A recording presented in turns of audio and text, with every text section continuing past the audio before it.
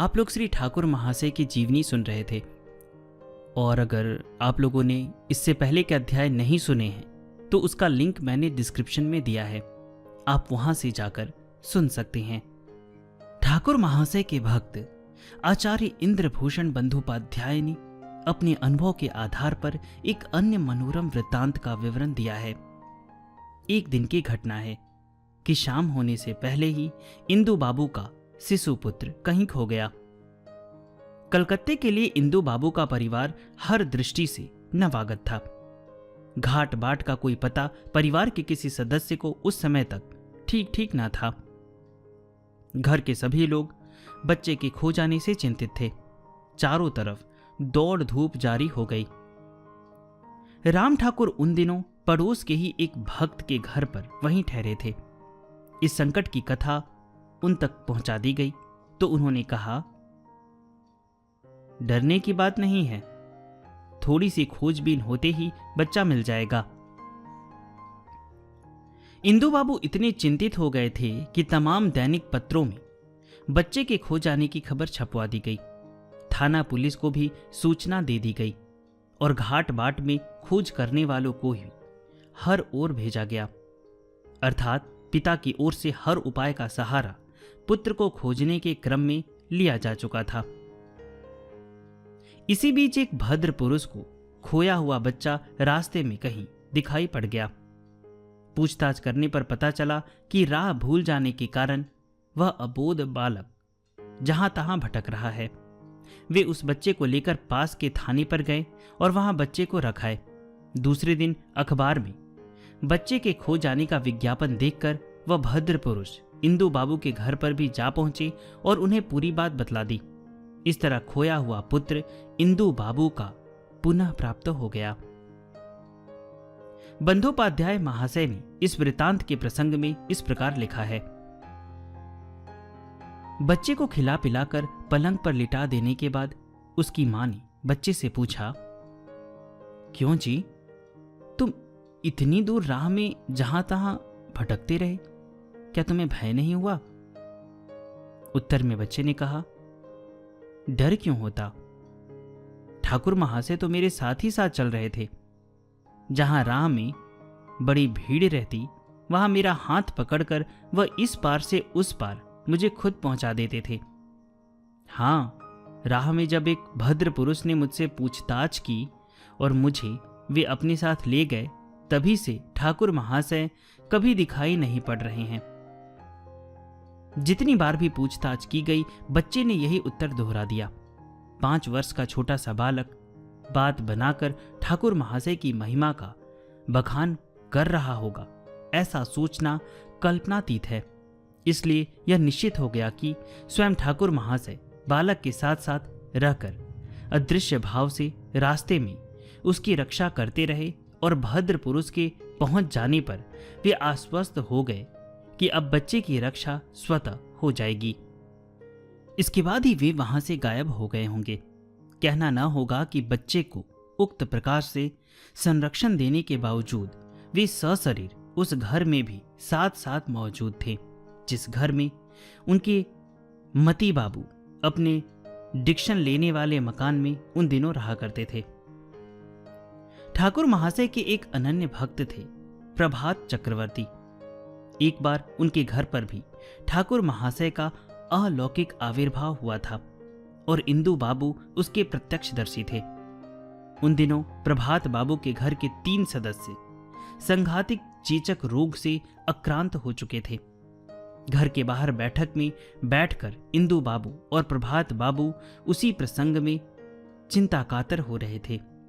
बीच बीच में रोगियों के उपचार के प्रसंग में भी बातचीत चल पड़ती थी। इसी बीच देखा गया कि ठाकुर महाशय सदर दरवाजे से अहाते के भीतर बैठकर बरामदे को पार करते हुए सीधे अंदर चले गए। अंतःपुर में प्रभात बाबू की पत्नी तीनों रोगियों की परिचर्या में संलग्न थी। दीवार के ऊपर वहीं ठाकुर महाशय की एक फ्रेमदार प्रतिछवि उनके सामने लगी थी, जिसकी ओर भी वे रह रहकर देख लेती थी।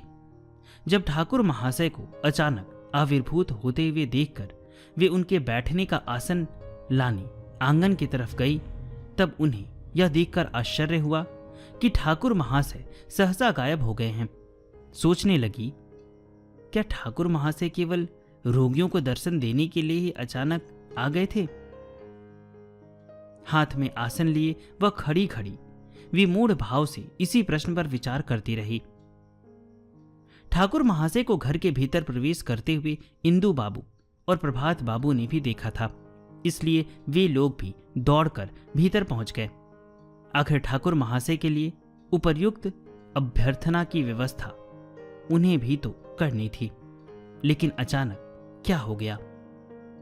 चारों तरफ निगाह दौड़ाने पर ठाकुर महाशय को वे भीतर के कमरे में कहीं खोज नहीं पाए। इस वृतांत के प्रसंग में इंदु बाबू ने कुछ मनोरंजक पंक्तियां लिखी है। आंगन से लौटकर हम लोग फिर बरामदे पर आ बैठे और ठाकुर महाशय के अलौकिक आविर्भाव और अंतर्धान पर विचार करने लगे। हमारे मित्र के भांजे ने उस रोगाक्रांत अवस्था में ही ठाकुर महाशय को दरवाजे से होकर भीतर आते हुए देखा था, इसलिए ऐसा तो नहीं कहा जा सकता कि एक ही समय में 5 व्यक्तियों को एक ही जैसा भ्रम हो गया था।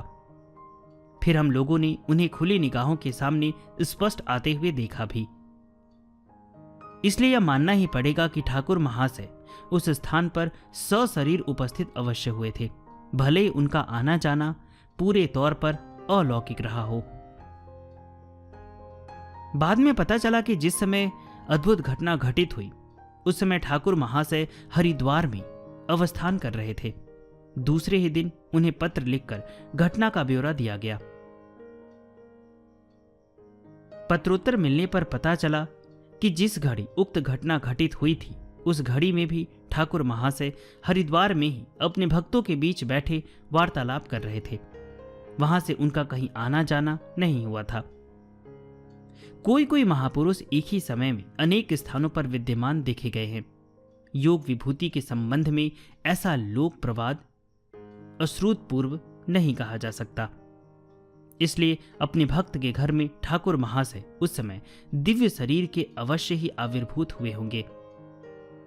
ऐसा न मानने का कोई उचित कारण हमें नहीं जान पड़ा।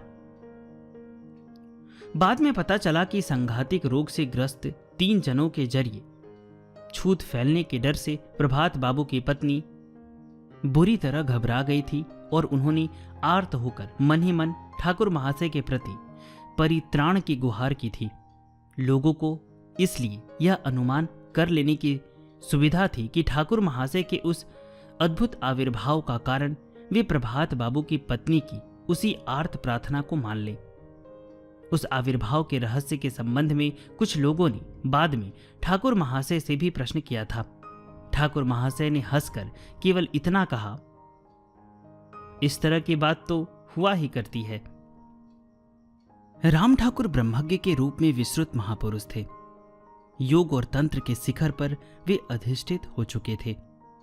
साधक जीवन की उच्चतम रिद्धि सिद्धि वे हस्तगत कर चुके थे, इसलिए उनके जीवन में बारंबार आश्चर्यजनक विभूति लीला के दृष्टांत उपस्थित होते रहे। आर्तजन का क्रंदन जब उनके हृदय को आघात देता तब शक्तिधर महापुरुष की अद्भुत ऐश्वर्य विभूति परित्राण बनकर प्रकट हो जाया करती। इस प्रकार जाने अनजाने खेल कौतिक के रूप में भी अनेक शरणागत जन की उनकी कृपा से मुक्ति और शांति प्राप्त होती रही। लोकोत्तर ऐश्वर्य और शक्ति से संपन्न महापुरुष का जन साधारण के बीच एक दूसरा ही स्निग्ध मधुर करुण सुंदर मानवीय रूप देखा जा सकता था। इस मानवीय रूप में वे अपने भक्तों के परम बंधु और आत्मीय सखा होकर ही प्रतीत होते थे। उस समय योग और तंत्र सिद्धि की विभूति की विद्युचिष्ठा का पता नहीं चलता। सहज सुंदर प्रेम की धारा से भीगी हुई घनिष्ठता और हास परिहास के द्वारा जीवन के सहज धरातल पर अपनापन प्रकट कर देना भी वैसी स्थिति में यथेष्ट हो जाता।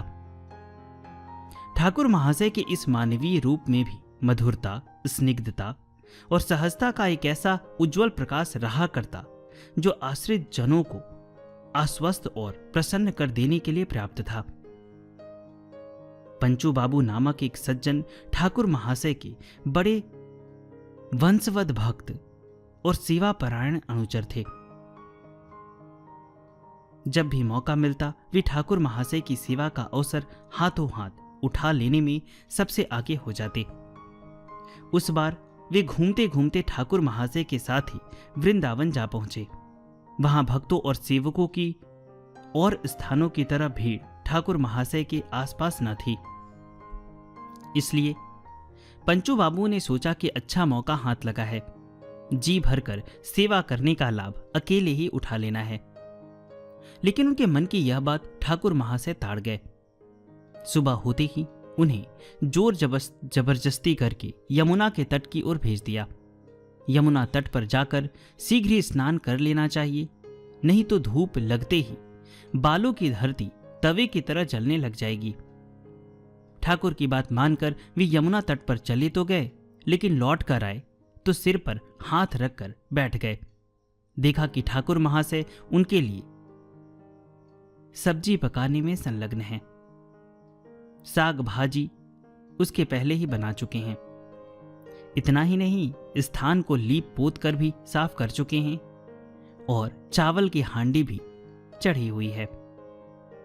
एक पतीली में पकी हुई दाल भी टब टब शब्द कर रही है। सेवा की इच्छा रखने वाले उस भक्त का तो होश ही गायब हो गया, क्योंकि उसे पता था कि ठाकुर महाशय स्वयं भोजन नहीं करते। कभी खजूर के एक दो फल, कुछ मुनक्के प्रसाद के रूप में ग्रहण करके जल पी लेना ही उनके लिए पर्याप्त है। वृंदावन में यही क्रम अंत तक चलता रहा। पंचू बाबू लाख लाख चेष्टा करते, मगर उनका कोई बस चल नहीं पाता। ठाकुर महाशय रोज प्रातःकाल उन्हें यमुना स्नान करने के लिए भेज देते और जब तक वे लौटे तब तक सारे कार्य अपने हाथों ठाकुर महाशय स्वयं संपन्न कर लेते। पंचू बाबू बड़े पराभव में पड़ गए। ठाकुर महाशय की सेवा करने की लालसा पूरी करने आए थे, मगर उल्टे ठाकुर महाशय ही उनकी सेवा करते रह गए। मगर पंचू बाबू की विपत्ति का अंत इतने से ही नहीं हुआ। उस समय ग्रीष्म का समय था। धूप इतनी कड़ी थी कि दोपहर को घर से बाहर निकलना किसी के लिए संभव ही नहीं था। पंचू बाबू चाहते थे कि कोई ऐसी बात चला दी जाए कि ताप की वह वेला ठाकुर महाशय के साथ घर के भीतर ही व्यतीत हो जाया करे। कभी विराम पाकर थोड़ी देर के लिए दोपहर वेला में सो जाना, सो भी वृंदावन के ग्रीष्म की दोपहरी में स्वाभाविक ही था। बीच बीच में पंचू बाबू की आंखें इसलिए लग जाती और नींद की झपकी वे ले लिया करते। ऐसी हालत में चौंक कर उठने के बाद वे अचानक देखते कि ठाकुर महाशय उनके सिरहाने में बैठे पंखा झल रहे हैं अथवा भींगे कपड़े से उनका शरीर पोंछ रहे हैं। ठाकुर महाशय के हाथ से इस तरह सेवा लेना निश्चय ही पंचू बाबू जैसे भक्त के लिए भयंकर अपराध है, ऐसा मानकर वे हतप्रभ और लज्जित हो जाया करते। बार बार इच्छा होती थी कि वृंदावन छोड़कर कहीं भाग जाऊं, मगर ठाकुर महाशय को अकेला छोड़कर भाग जाना भी उनके लिए किसी प्रकार संभव नहीं हुआ।